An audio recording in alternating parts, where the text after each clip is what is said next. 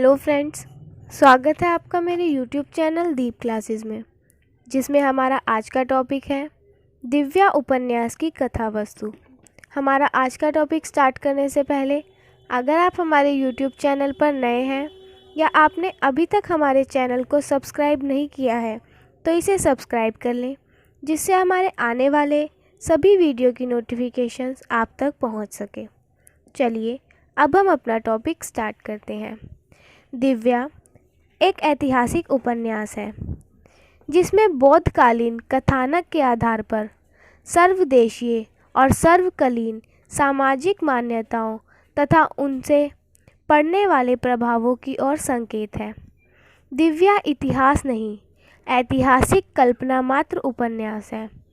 यशपाल ने कला के अनुराग से काल्पनिक चित्र में ऐतिहासिक परिस्थितियों के आधार पर यथार्थ का प्रमाण देने की भरसक कोशिश की है।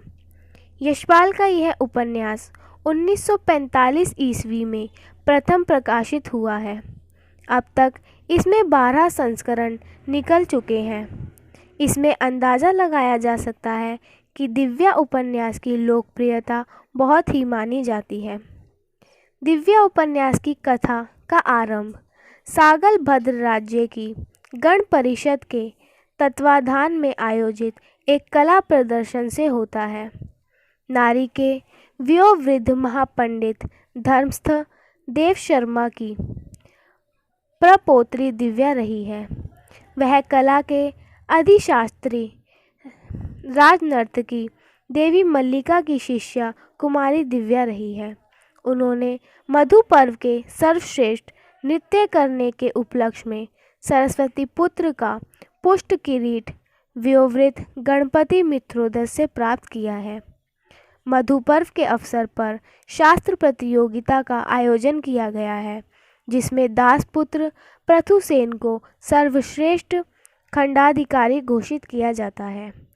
सागल भद्र राज्य के परंपरानुसार सरस्वती पुत्री कुमारी दिव्या पृथुसेन को पुष्प मुकुट पहनाती है। पृथुसेन कुमारी दिव्या की शिविका को कंधा लगाने आगे जाता है, परंतु गढ़ के संवाहक आचार्य प्रवधन के पुत्र आचार्य रुधिर कहते हैं कि दास पुत्र को अभिजात वंश के युवकों के साथ शिविका में कंधा देने का अधिकार नहीं। यह कहकर दास पुत्र पृथुसेन का अपमान करता है।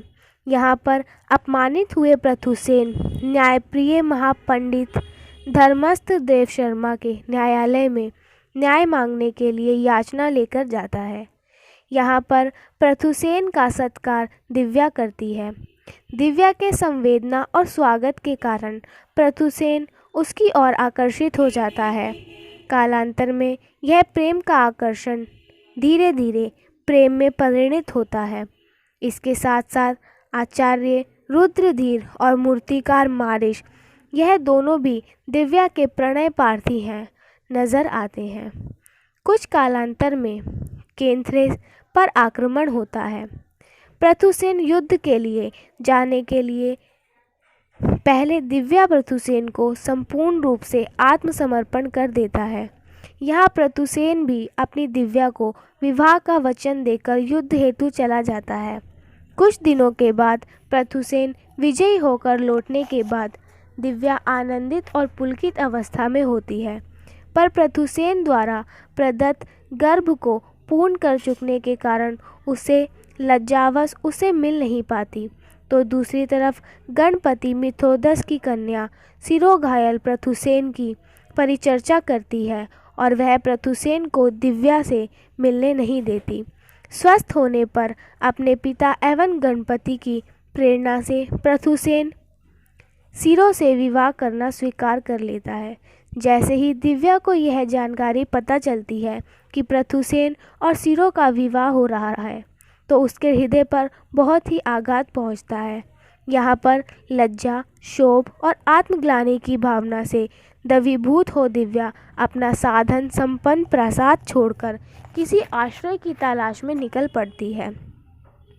दिव्या के जीवन में यहीं से सुखमय जीवन का अंत और दुखमय जीवन की शुरुआत हो जाती है।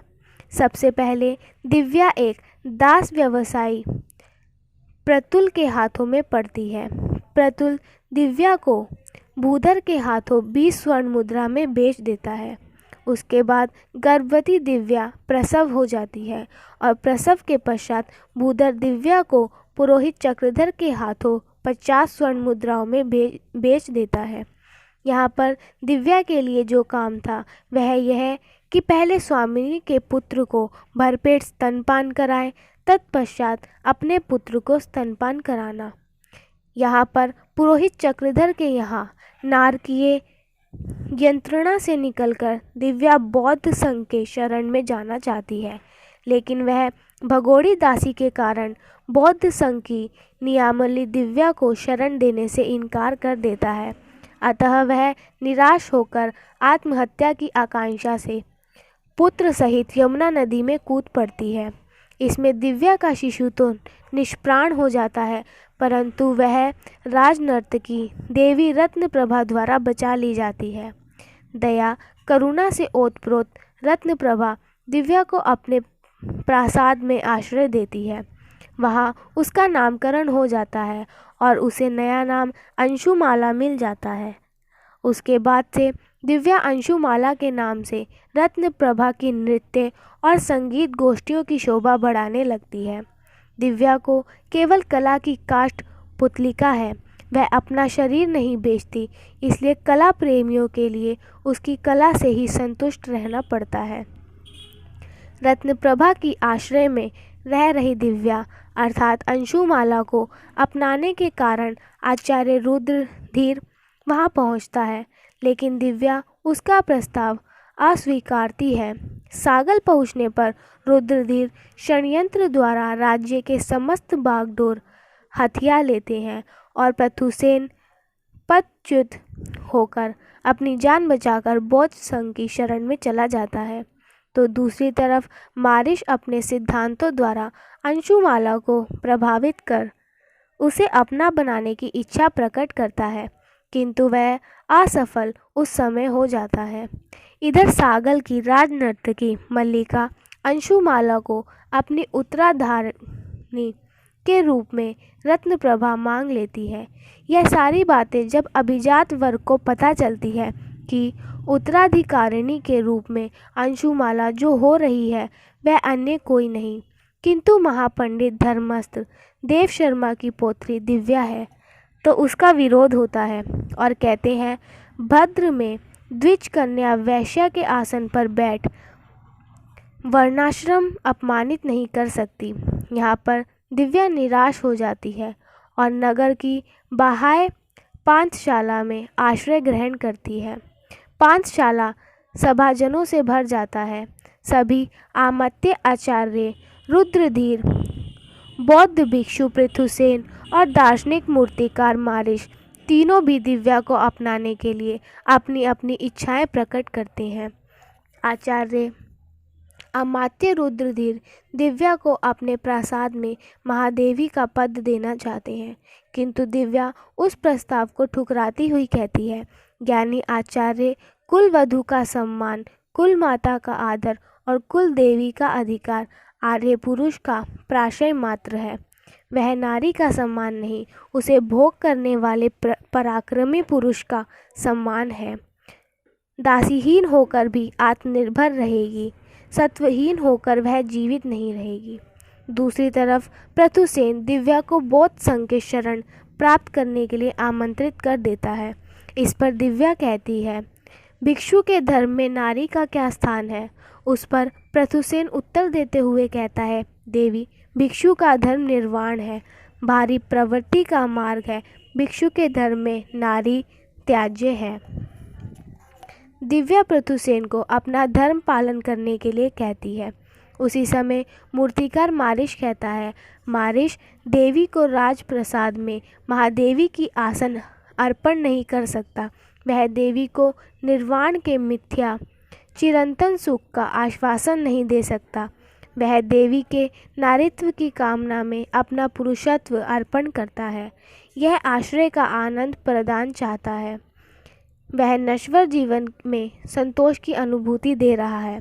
संतति की परंपरा के रूप में मानवता की अमरता दे सकता है। उपयुक्त कथन रुद्रधीर पृथुसेन और मारिश की बातों को सुनकर अपने दोनों बहुप्रसार मारिश की स्वीकारती है और कहती है, आर्य आश्रय दो। इस प्रकार अंत में मारिश को आत्मसमर्पण करने के पश्चात दिव्या उपन्यास का कथानक समाप्त हो जाता है। फ्रेंड्स, आज का हमारा टॉपिक यहीं ख़त्म होता है, जिसमें हमने जाना दिव्या उपन्यास की कथा वस्तु के बारे में। अगर आज का हमारा टॉपिक आपको पसंद आया हो तो वीडियो को लाइक एंड शेयर करें और हमारे YouTube चैनल को सब्सक्राइब करें। Thank you for watching.